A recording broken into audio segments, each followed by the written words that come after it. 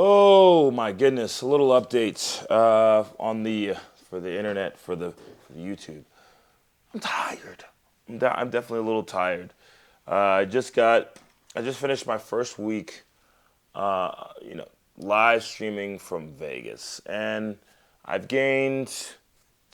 I've gained 1.5 thousand followers, which for me I'm like in a week. Bro, at the growth rate I was getting 1,000 a day, and now I'm getting 1,000 a week, and I'm a little, that's like first world problems, right? It's like, yeah, there's a lot of people out here that's like, I wish I had a fucking 1,000 a week. That's a lot, but I had the goal of getting to a bigger number, a million by the end of the year, or by that time next year. So it's a little like it's slowed down a lot. We've seen some bumps, but it's interesting. I have a friend right now that is shout out to my dude. His name is Big Dog Dancer, and I'm watching his content, and it's giving me some. It's interesting to watch some other. You can't compare, right? But it's interesting to watch and at least take note of what is working in some other people, and even what I've seen in some other live streams. What I've seen that is working is being a person of a thing. So it's shareable. There's a guy I saw. He has cows, and he takes care of them. He has cows. So he's like the cow guy. He's like the guy who sits with cows and cuddles with them. And so he's like, so anybody who's sharing the video is like, oh, have you seen the guy with the cows? You know? There's a couple freestyle people. That to me, it's kind of non-unique, but there's a couple good ones, right? There's a guy who freestyles, but there is a guy who freestyles.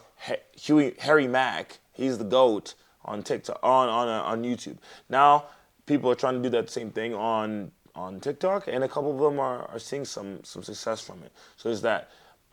My friend, Big Dog Dancer, he's the guy who goes live every morning, who looks like an insane person and is wearing like fucking sweaty, dirty dirty sweats, like not even dirty, but it's just like they're sweaty. It's like they're wet. It's just like a whole thing to watch, and you're like, what is going on here? But he's the guy who goes live every morning, who's dancing wildly to music that no one knows, and it's creme de la creme. And he interacts with chat every 2 songs.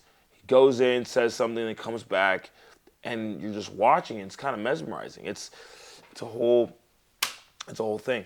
And I've seen another guy. He wears a vest, and another guy he walks around the strip in Vegas and just films what people are doing on the strip in Vegas. So it's like the live has to be shareable. That's like one of the bigger. That's one of the things. That helps people, or maybe it doesn't.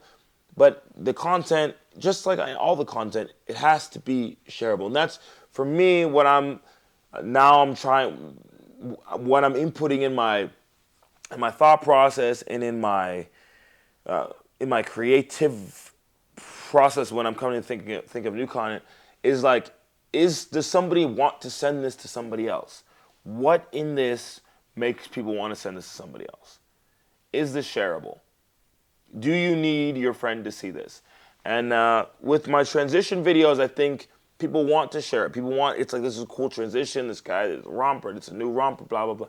It's cool. They see my look. It's a whole thing. Whereas, and then some of the speaking videos, if you have a good message, or if you have an opinion that's controversial or relatable, extremely shareable.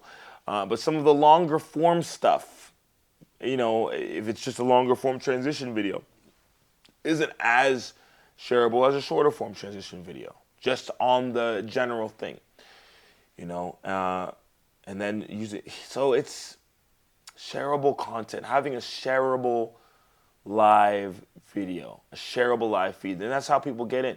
The other note, I wanted to make a couple other notes for the live, for going live. It seemed like with a little more interaction directly with the live, the numbers would jump every time. So like, I would just see the numbers stagnate. there would be around 300 people, 400 people, and then I take the phone from the guy who's filming me, and 600, 700, jumps up to 1,000, 1.2 thousand. It's out here. It's way higher when my camera is on a tripod than when somebody's filming, which is strange to me. I don't know why that. I think it's like maybe it's because it seems produced if it's being held. But I've seen some successful lives that people are going around doing stuff. So it's a very interesting thing.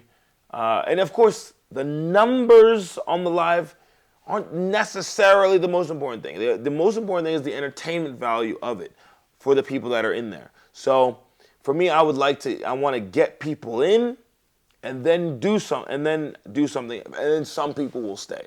And that's the goal. These days I've been getting around 30,000, I get around 30,000 impressions per live, which is nice. Around 200 to 300 follows. Not 300 really recently, but 200 to 150, 200 follows per live, which is cool. That's a steady rate. I think that's more sustainable. You know, it could be a nice goal to have that many people just follow every live. And it's not that explosive, wild stuff that I was used to, but that's fine. You know, I hope my audio isn't blowing up. Shoot, I wasn't checking that. Well, when we have another viral video, whenever that happens, we'll get that extra bump in the live viewership.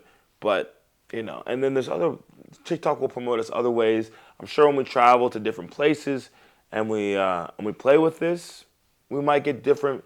Obviously, you get different viewers per where you're at, which is another thought. Is like Seattle. You're getting geographically Seattle people, but I'm getting people from all over the world because of that viral video. But you're also getting people geographically near you in Seattle. So there's that. So now I'm getting probably geographically people in Las Vegas.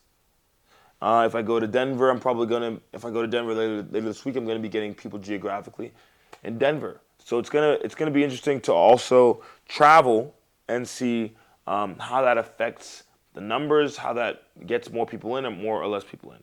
Definitely consistency is key, but I don't think it's as important for the algorithm. I think it's more important for your viewers, the return people. Yeah. So those are my thoughts on TikTok, on live streaming, on life. I don't know what I started this as. I started this video to be like, man, I had a meeting today. I had two things I was supposed to do today. I had a TV interview and I had a conversation. And the TV interview ended on time, but I forgot. I don't know what the hell. Sometimes my brain shuts off. I don't know. I forgot about the conversation. And I even messaged the lady. Like during the interview, I was like, hey, this is running long. She was like, I'll wait in the Zoom at 12. And I just blanked. And to me, that's so annoying. I don't know how to. There were so many things. It happened a little bit at my workplace as well. It's like I need to come up with new ways to not forget. Like I need to put in like alarms. This is something that I did in my last job. Dude, I would just have alarms throughout the day to break me out of the trance of whatever I'm doing. You just get in the zone on something. I was making a video, so I just made another video. I did a TV interview, and I decided to record another another interview for another media thing, right? And so that worked, but Jesus, I see the audio blowing out. I hope it's actually usable. So I just continued doing what I was doing. I had some momentum to it. So I don't know. That's annoying. So I'm definitely going to really consciously set more alarms throughout the day because we got to really get more efficient. Anyway, thank you for watching this. Hope you get some value or, I don't know, it's entertaining. Still a little on what I'm doing, but we're on some path and we're gonna keep going.